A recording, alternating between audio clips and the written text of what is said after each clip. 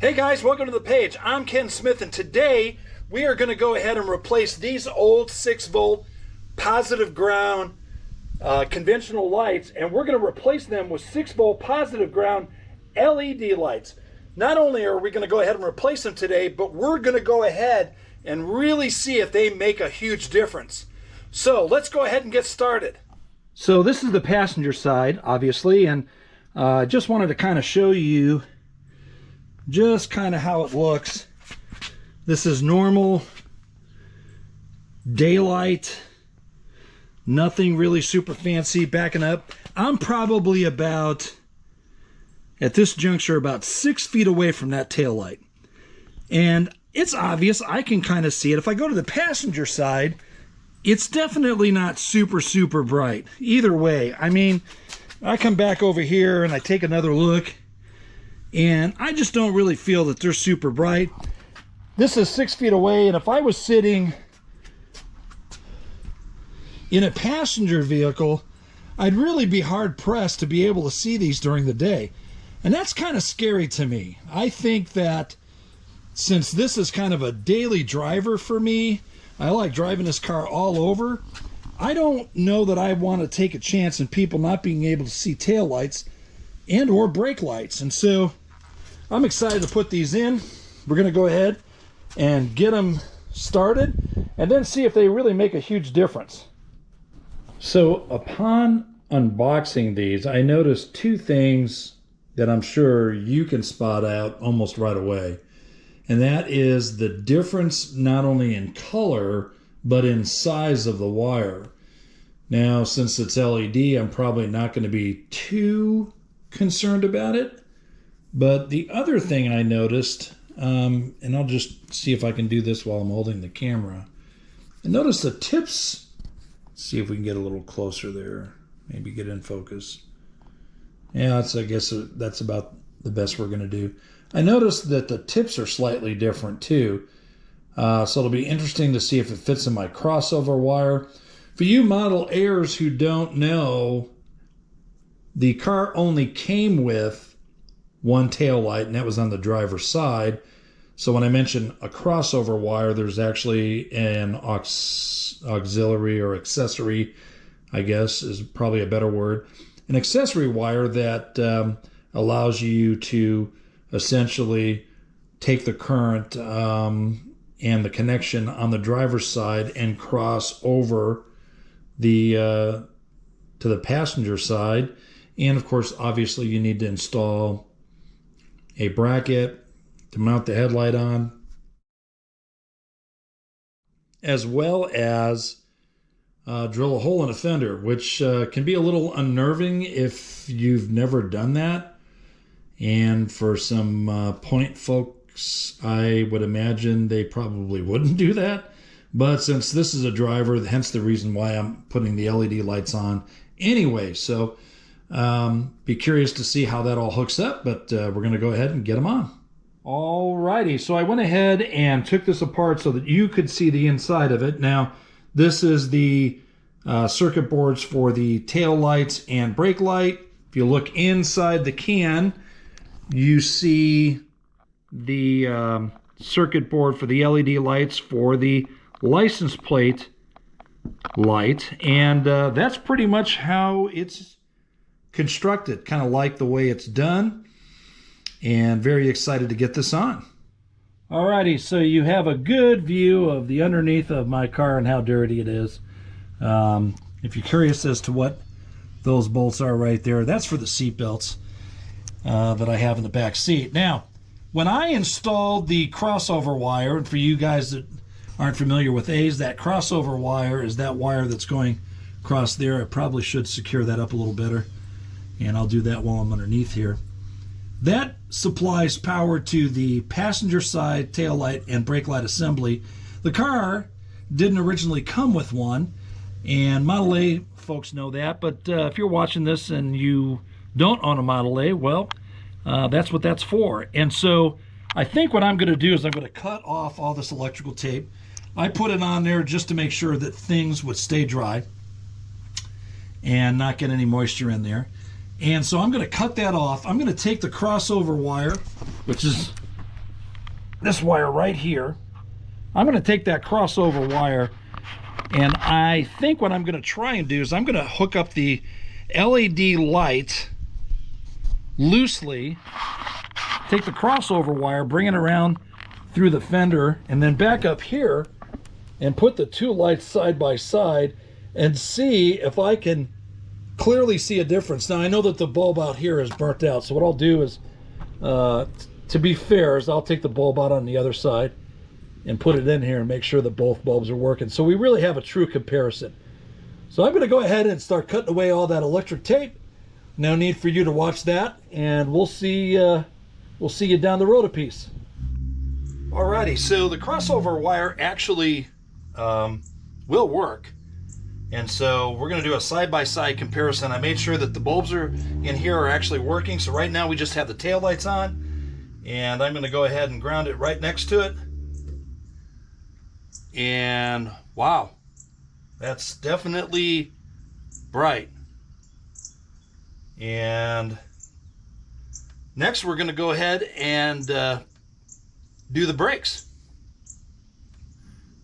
Alrighty, so we got the brake light on currently, and there it is with the brake light. So they both obviously light up. Trying to aim them in the same spot. Definitely want to check this at night. And so next what we're going to do is we're going to put the tail lights on and then press the brake pedal and see the difference. All right, take your foot off the brake. There we go. Foot back on. All right, so you guys can see the difference there. We're going to do this test again this evening when it gets dark out and see what kind of a noticeable difference it makes. Go ahead and take your foot off the brake. And thank you very much.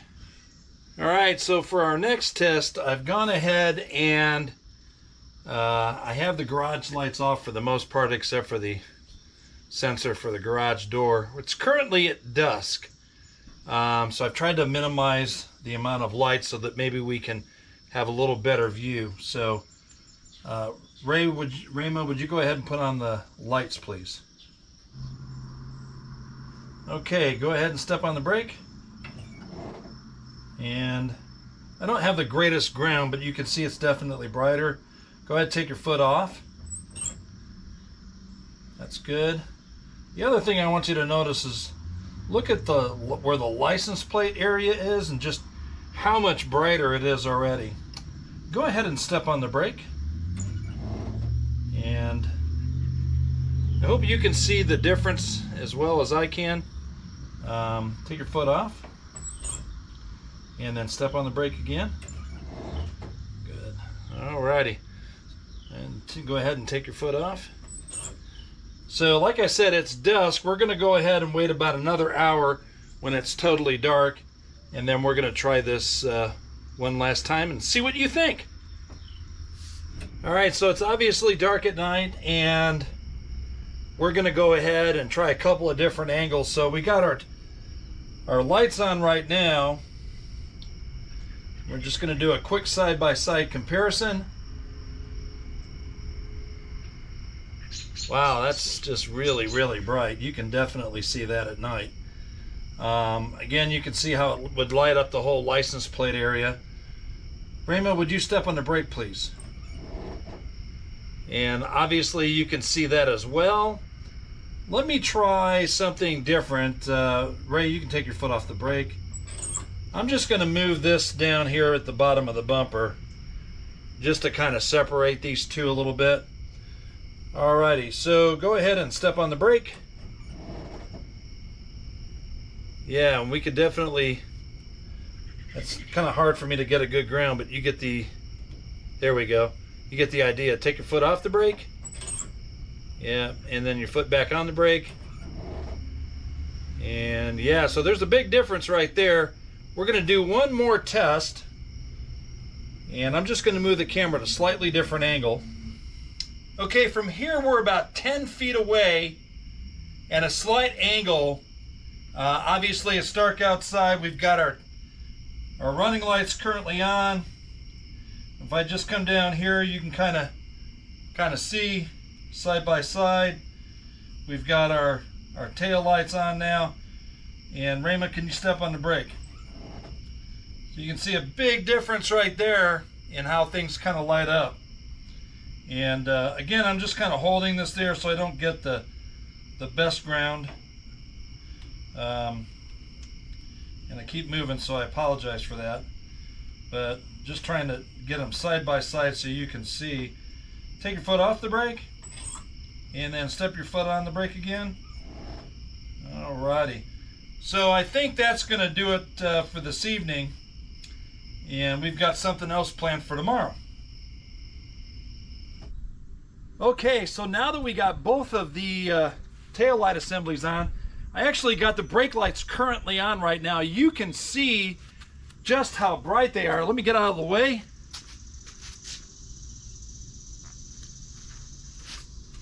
Yeah, those are pretty bright. I'm just absolutely amazed. I'm going to take the brake lights off, just put the regular running lights on, and we'll see how they look. Okay, so you can see even with just the running lights on, they're still really very, very visible. And just to give you an idea, I'm about 15 feet away from where the camera is to where the tail lights are. So really, really good visibility. It's very bright out right now, and very excited about this. One thing I have a lot of mixed emotions about, to be honest with you, and that's that both lights light up. That's the way they're designed by default. Now, I reached out to Eric at Model A Medic, because that's who I got the lights from, and I asked him, quite honestly, if there was something wrong with the lights or what the deal was, and he said by default, that's the way they're set up. If you want them to operate independently like the original ones, there's a wire in here that you just simply cut, and then the bottom will work as tail lights and the top will work as brake lights. They'll work independently from each other, just like the original one was. So I'm curious as to what you think I should do.